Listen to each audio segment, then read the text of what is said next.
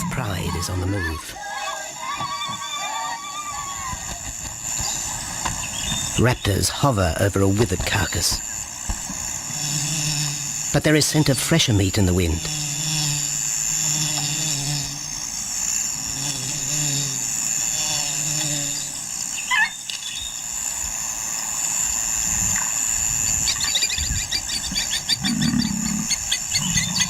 Pickings have been slim for Nabamba's pride since her fight with a startled warthog.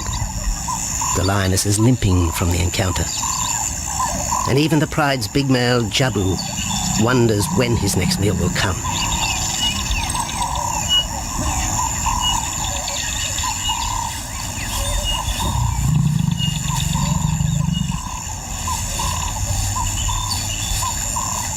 There's been no kill for 3 days, and Nabamba's cubs are hungry. Survival is tough across this tawny continent. And for the lions of Pinda Reserve, etched into the heart of Zululand, only those with speed and cunning will eat.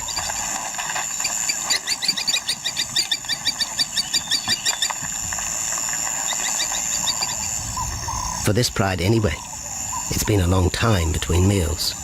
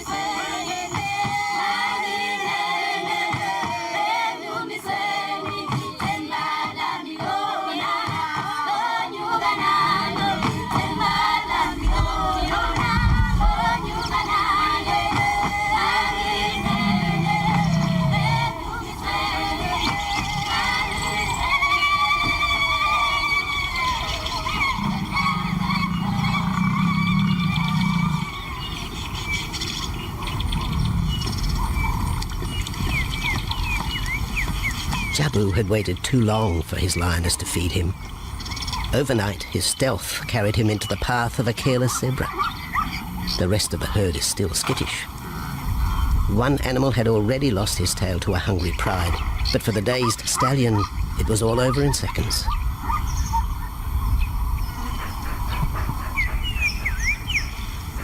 The big male watches his kill from a distance, exhausted by the chase, exhilarated by the sport.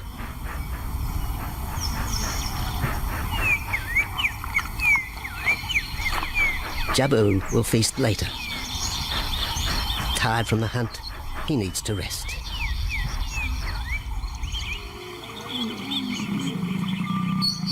But his prey will be safe. Few scavengers will risk the sudden return of the Lion King.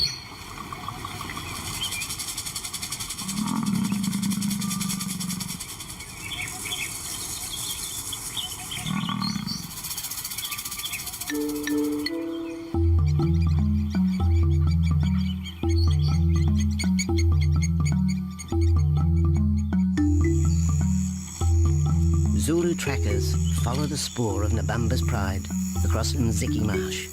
This vast tract of savanna is favoured by the lions in the dry air of winter, but it's a region also shared by Pinda's giraffe and white rhino population.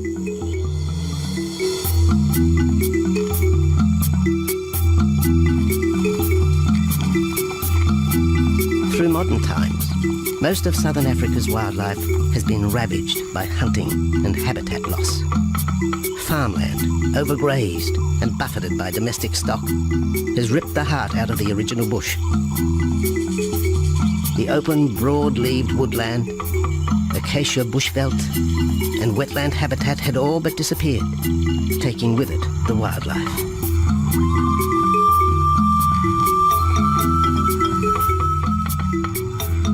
A few years ago, the Pinda project was born.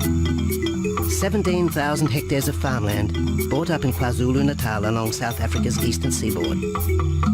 What followed was the largest game restocking program ever seen on the subcontinent.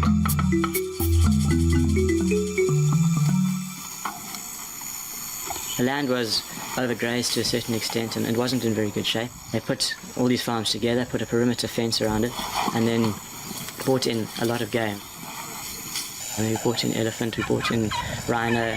We started off with those sort of animals and then started with cheetah, bringing in cheetah onto the reserve, mainly to get them used to the area before the lions came on, because the lion is a more superior predator as such and would dominate the cheetahs. We wanted to get them settled first before the lions came in.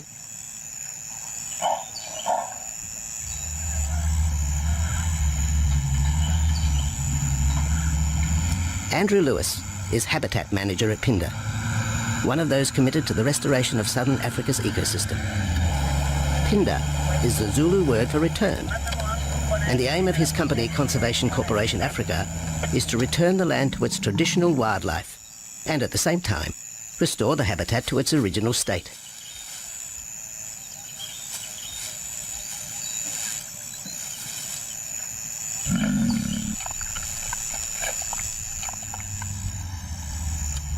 Phinda is cautiously open to top-level tourism, limited and luxurious. Dreams of extending the green frontier require funds, and the reserve's lion pride has already earned its keep.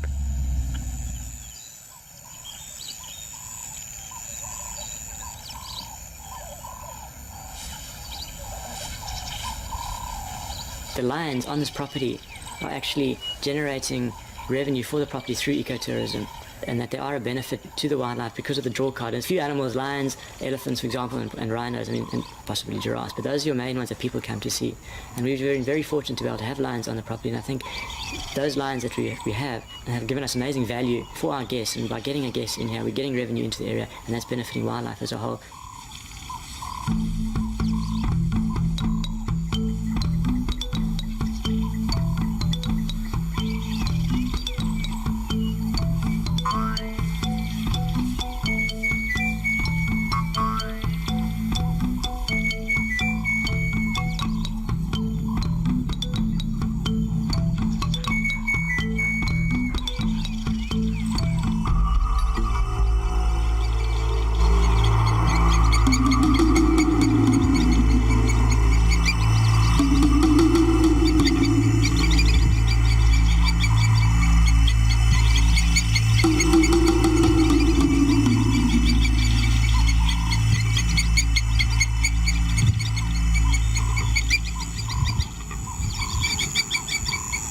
Jabu has returned to his kill. He licks the bloated carcass, but still there is no feeding.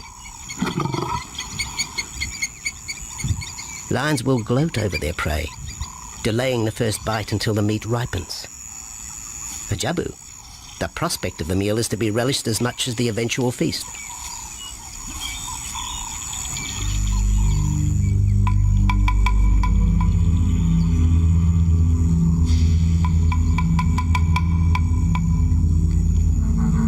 Meanwhile, Nabambo's pride is on the prowl.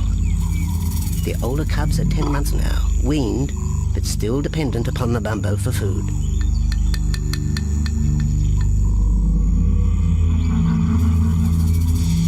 The cubs are learning to stalk, but they won't kill for another 6 months. Young male lions are usually ejected from the pride when they are about 2 years old. Fending for themselves, they form hunting groups with other isolated males. Nabambo's cubs aren't sure what to do with prey so close, but the lioness isn't far behind. Their time for hunting will come. Nabambo's 4-year-old daughter also lives with the pride. She is the mother of the group's youngest offspring, 7-week twins Umveli and Damana. The little cubs have been hidden since birth, and now stay close within the protective circle.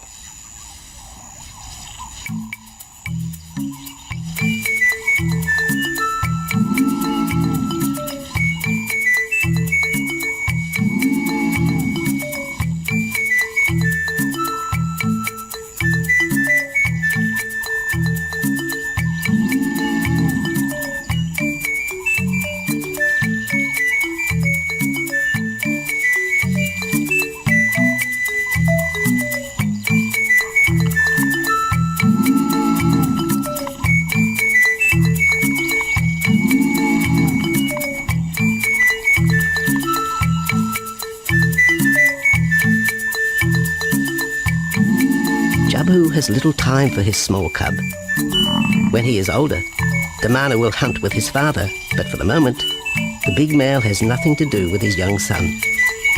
Dejected, the cub finds solace among his siblings.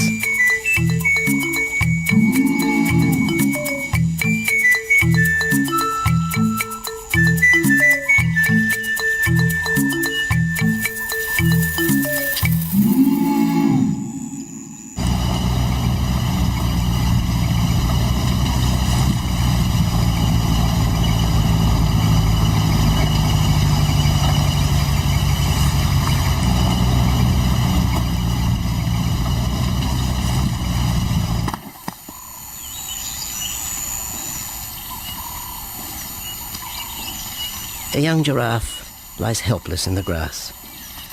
The animal's complicated vertebra means it is unable to rest its neck for any length of time. Lack of mobility means blood to the brain slows, leaving the animal disabled.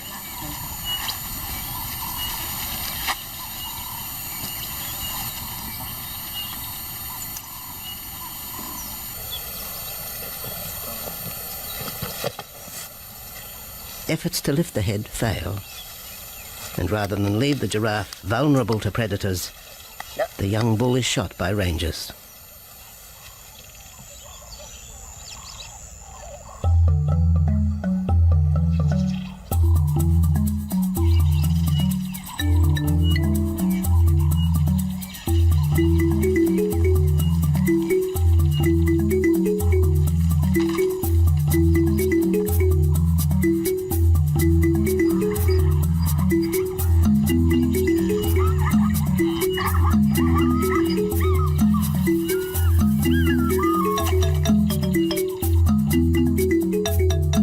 Activity by the waterhole rekindles the interest of the pride.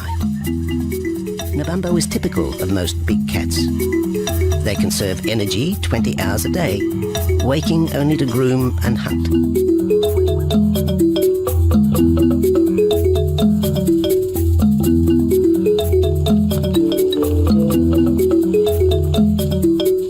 The lioness shows little sign of her injured leg, but the tusks of the warthog have torn sinew and muscle, slowing her in the pursuit of prey.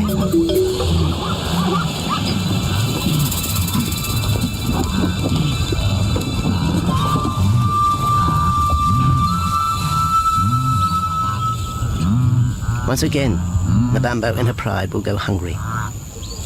But the big lioness senses another kill nearby. A young giraffe slain by humans will provide meat for her cubs. Leaving the pride, Nabambo follows the scent.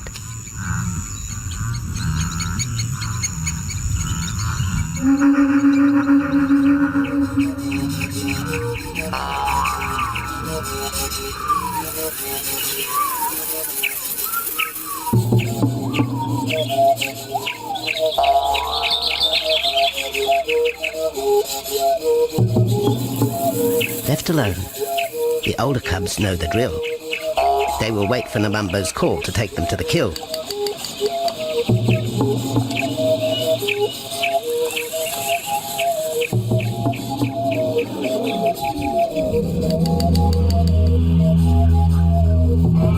The day moves into shadow. The cubs are restless and a little afraid. Adult lions have few enemies, but cubs, even those 10 months old, are at the mercy of leopard and other predators.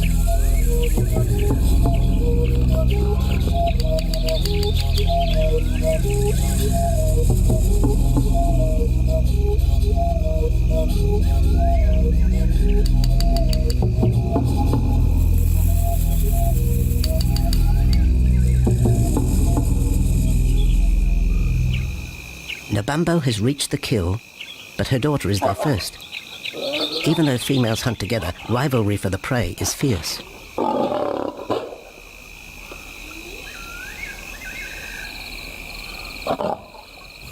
The big lioness begins the trek back for her cubs, but the youngsters have heard her call and they meet halfway.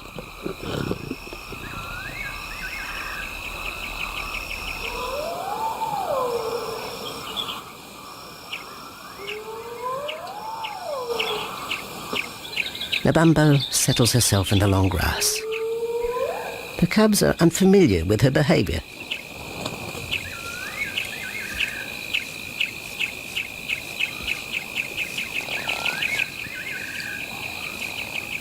A female will usually head the charge with any kill, splitting the hide of the victim and leading the way for the pride to eat. But there is human scent around the giraffe, and the big lioness is cautious. She watches her cubs, hidden, alert to any potential threat.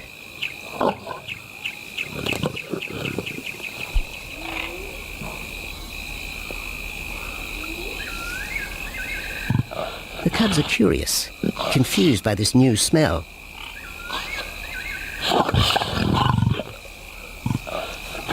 The lioness moves in for a final check, but she has already made up her mind. The carcass is tainted. There are foreign traces, a dangerous ambience. Instinct tells her this is not food fit for her cubs. Disappointed, Nabambo moves away, the scent of another night stalk already in the wind.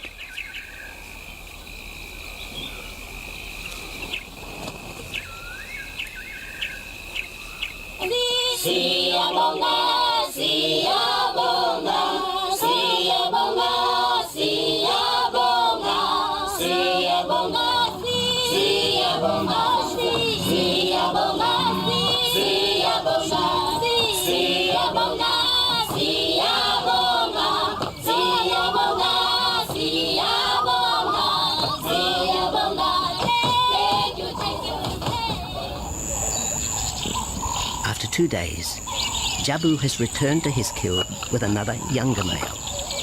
3-year-old Tembi is a son from a previous liaison with Nabambo, and the two paired up after Tembi was ousted from the pride.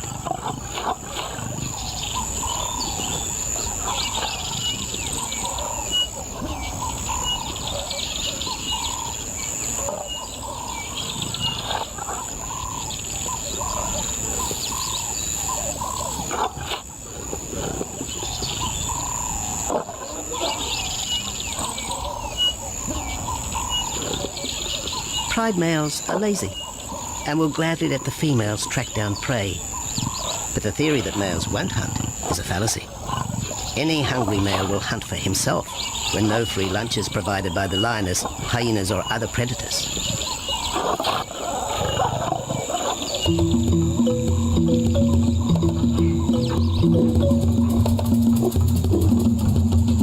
Smaller creatures scatter in the vicinity of the two lions, but there will be no hunting for a while.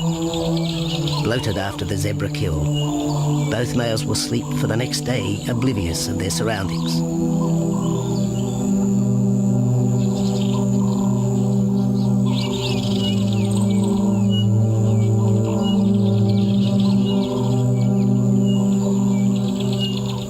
Lions hunting in pairs or groups have a success rate of around 30% in daylight, but studies show single hunters are more successful at night.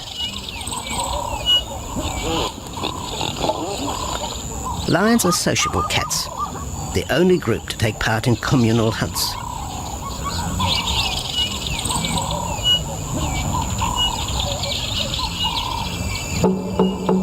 Ambush is an important part of the lion's strategy. Often one pride female will round up the prey from the front, driving it towards a second lioness.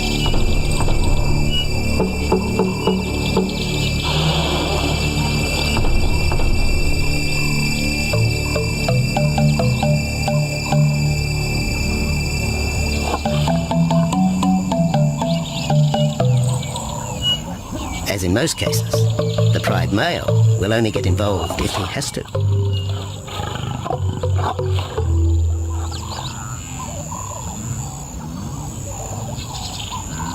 Accidents involving humans are rare in southern Africa's game reserves. Our primal fear of being eaten has been well documented, but in fact, lions seldom attack if they're not provoked. At Phinda, great care is taken to limit the number of people viewing game. Emphasis is placed on causing the animal as little stress as possible.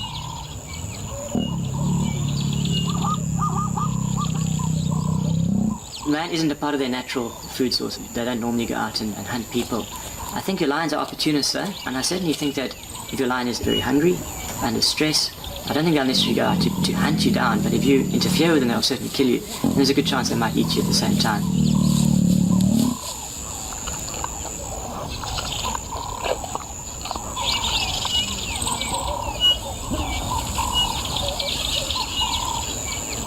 With all animals, it's how you treat them is what's the reaction you're going to get back from them. Certainly at Phinda, all our guides go through a training course and they're all brought up to a certain standard. There is a certain operating ethic with regards to viewing animals, and we certainly try and be as sensitive to the animals as possible.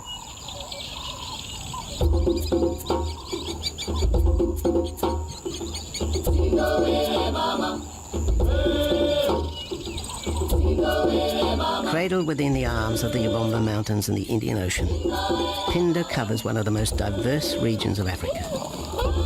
Here are found 7 different ecosystems, from palm savanna and bushveld to rare sand forest and dense thorn bush, all restored from the pastoral belt which had swept down the east coast.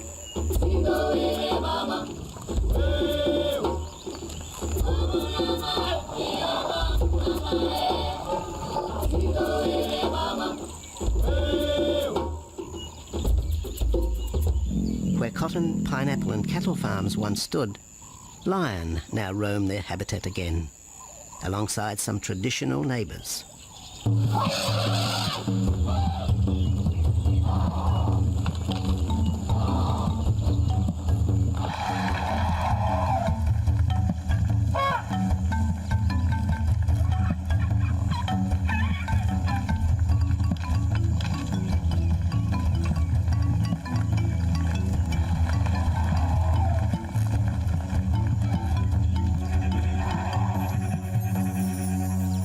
Phinda sees its responsibility to the region extending beyond restoration of habitat and wildlife.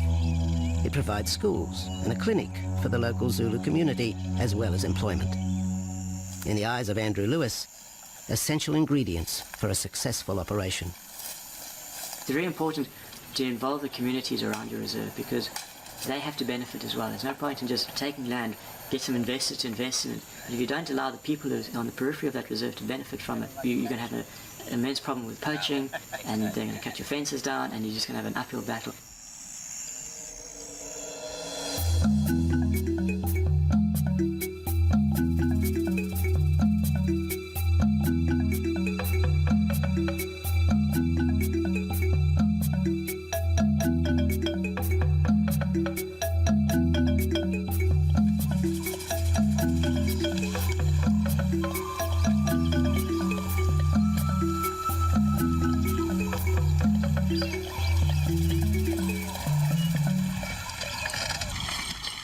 In 1992, the Phinda lions were among the first of the big 5 animals to be relocated to the reserve.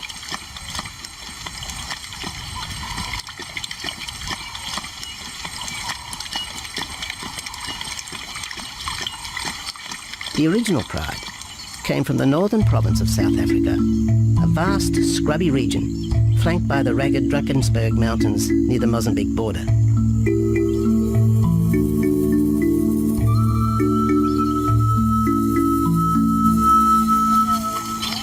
Peter Rogers helped round up Phinda's first pride, handling the lion's capture and subsequent move south. Today, he's head vet at the Hoedspruit Research and Breeding Centre for Endangered Species, overseeing its cheetah breeding program.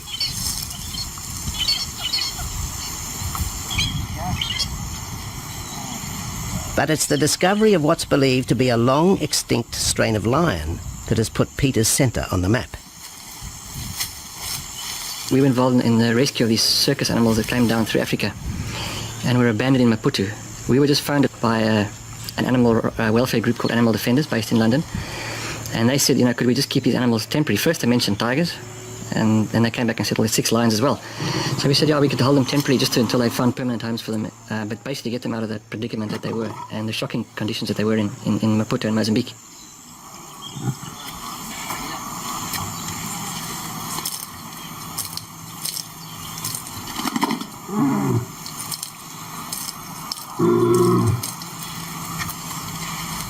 When the lions arrived at the breeding centre, their size, pale colouring and the male's thick black belly mane put them into the category of the Cape or Barbary lion, not seen in the wild since the early 1920s. A few still exist in captivity, and a male and female were brought to South Africa from an Italian zoo for breeding purposes. But attempts to mate Akef, the big male from the ill-fated Mozambique circus, with the Italian female are proving difficult.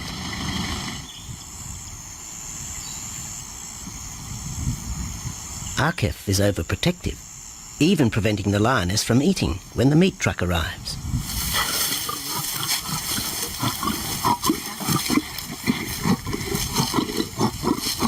Finally, though, Sisi makes her breakthrough.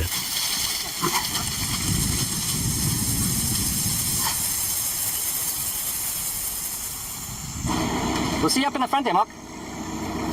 You're going to go to that sort of middle central area. Where are you going to go? In the next enclosure, Arturo, the Italian Barbary male, is about to be sedated. His attention to his sister Sisi through the fence is hampering mating efforts, and Peter Rogers is keen to move the big male. He shoots the dart into Arturo's rump. Arturo has been sterilized, but while his breeding days are finished, he'll live out his days at the center. 1.5 minutes now, so... His female companion, another Barbary from the Mozambique circus, is drawn away by the meat truck.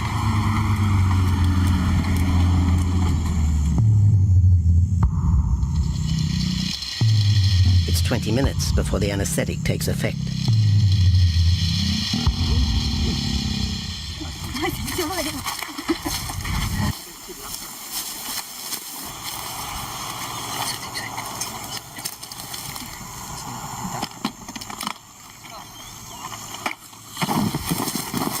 It's nice to be the supervisor. Slowly.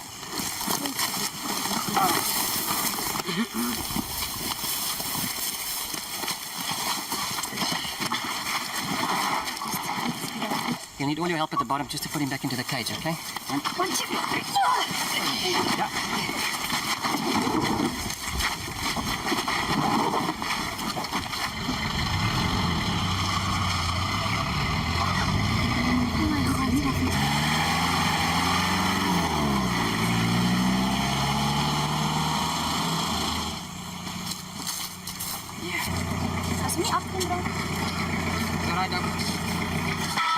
The anesthetic gives Peter Rogers and his team a chance to check over the 12-year-old lion. He'll spend a few weeks in this cage before being returned to his enclosure for observation. I still want to inject him and everything, Mark.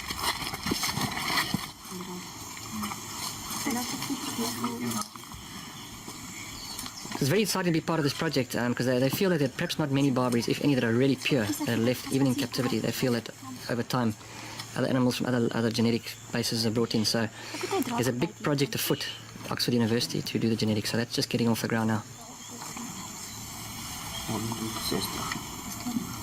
Okay. Just put under the skin on the neck if we can find the skin under this big beard of his. Normally lions wouldn't have this many ticks, but being from Italy, a European lion, it doesn't have that innate or inherent resistance to ticks. It does come with time.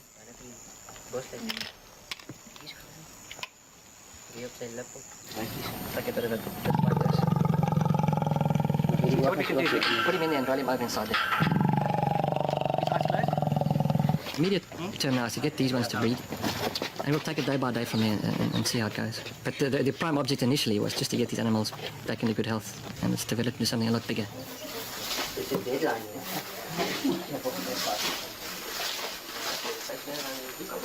Yeah.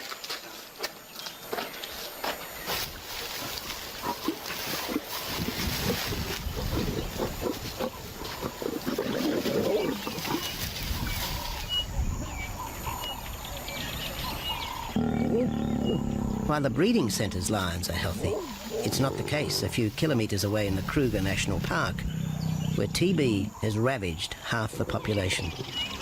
Infected buffalo have been blamed for the outbreak, primarily in the south of the park, and attempts are being made to fence off the diseased area.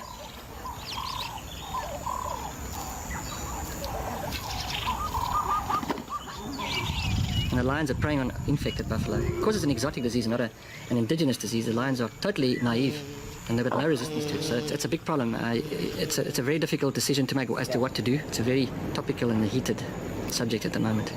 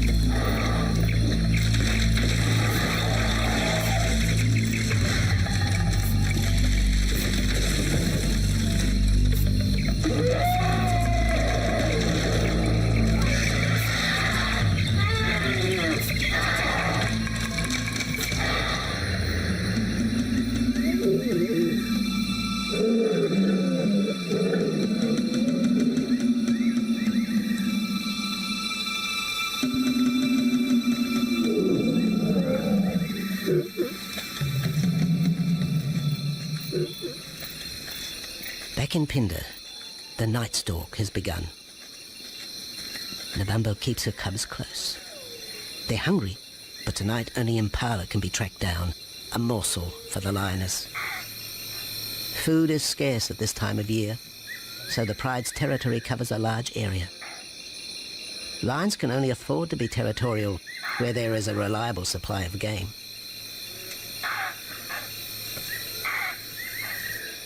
Jabu wants to mate. He's been with his pride for nearly a year now. But Nabambo would prefer a larger group of males around her.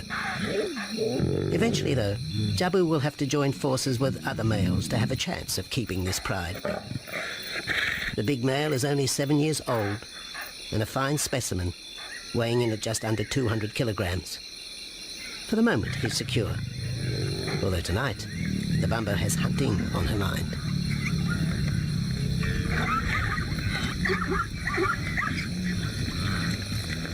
The cubs follow in the lioness's wake. If there is a kill, she will feed first. Often, weak cubs lose out to a hungry mother. High juvenile mortality rates are the result of lean times.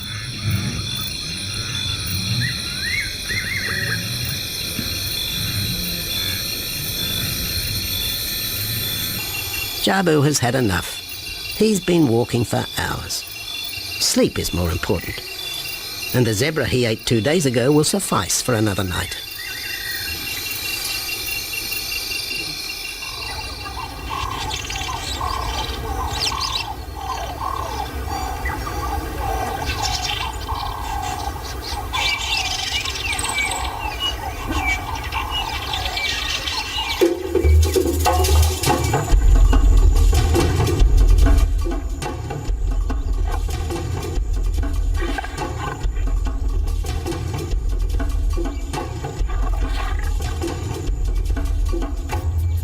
Nabambo has made a kill, a young Nyala buck.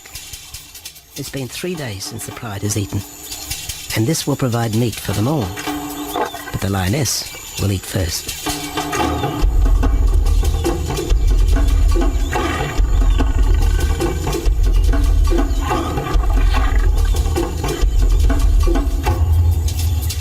The cubs know the routine. They will get their turn. But Nkosi is hungry. He creeps towards his mother. As the biggest of the cub,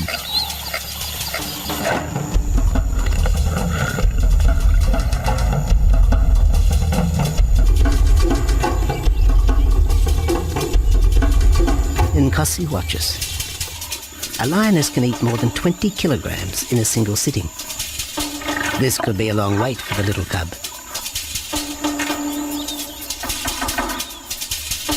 Nkosi approaches the kill cautiously. Sometimes a lioness will turn on her cubs, but today Nabambo is pleased with her efforts.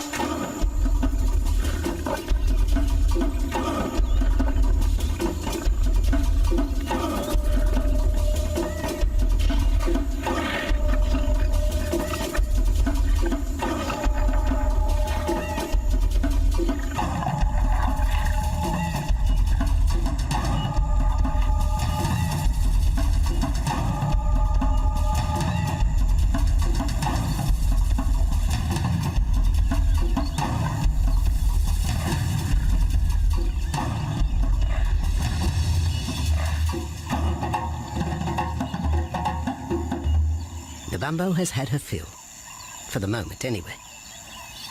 Lions never eat the stomach of a kill. She will bury it before dragging off the carcass. This way, hyenas and other predators are thrown off the scent. The evidence has been buried. The carcass is no more.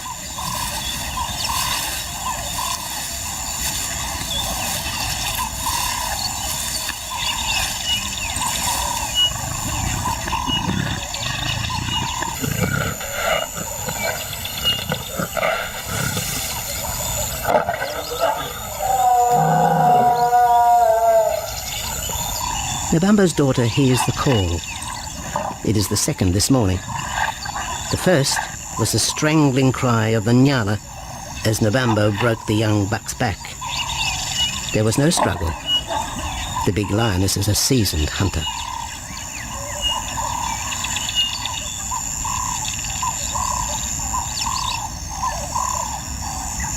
The rest of the pride will feast on the carcass after Nabambo retires. But first, they will drag it into the bushes, away from prying eyes, away from raptors already circling the kill scene.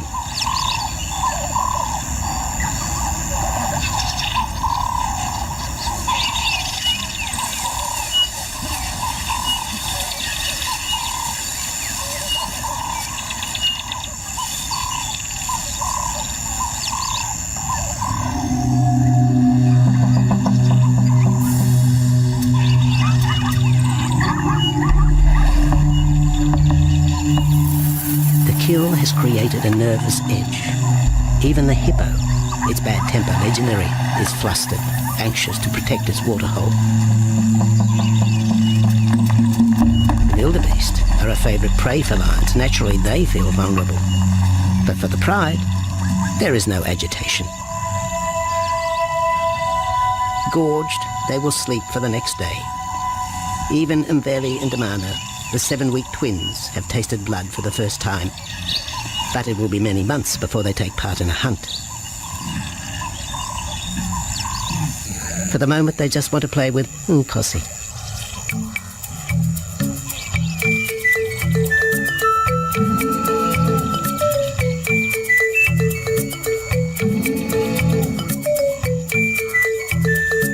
The older cub is beginning to take on the shaggy mane of the bigger males. Within 18 months, he will be hunting with them, competing for his own pride. In the meantime, though, he has to contend with his young siblings.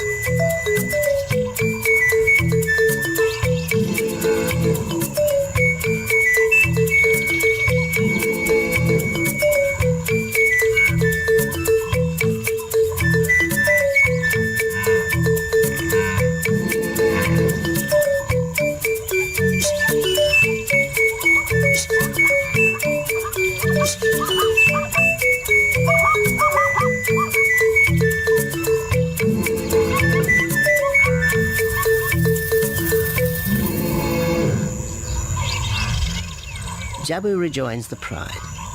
He has missed out on the kill, but he didn't share his zebra with the rest of the pride the previous day.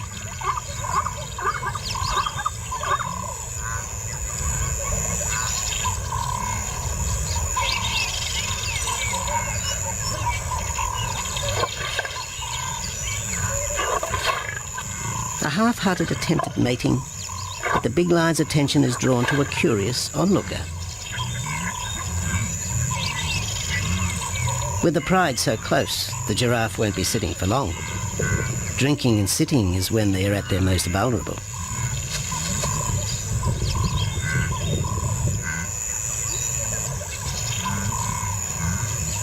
Jabu keeps an eye on his group. Pride takeovers by other males are common, and savage fights can occur between the pride male and the intruder. If a takeover is successful, the new male will usually kill all the suckling young of his former rival. When a nursing mother loses her cubs, she comes into heat within a few weeks. The normal interval between cubs is about 2 years, with a gestation time of 3 to 4 months.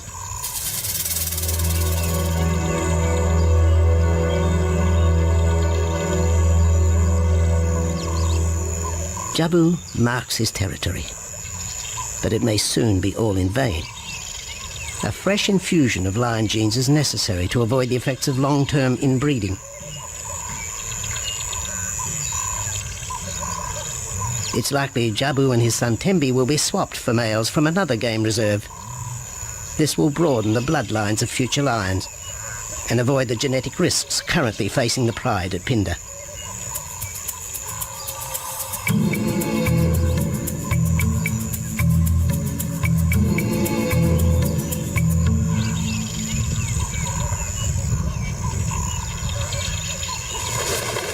Vultures have found the dead buck, but there is little left of the carcass. Nabamba and her pride have eaten. The big lioness tries to dislodge Nyala fur from her teeth. Tomorrow, the next day, there will be another kill. Nabamba's cubs will grow up strong.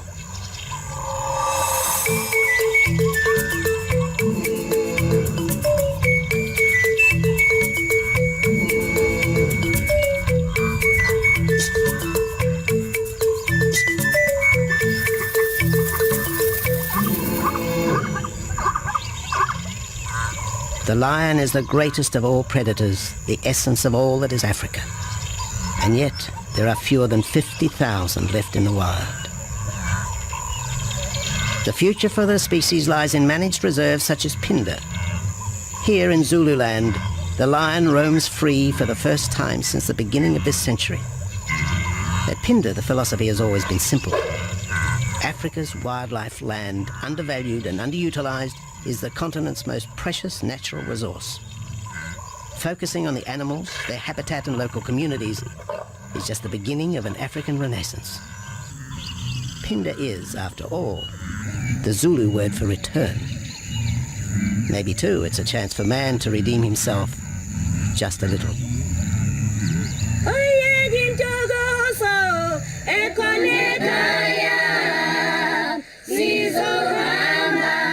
Hallelujah.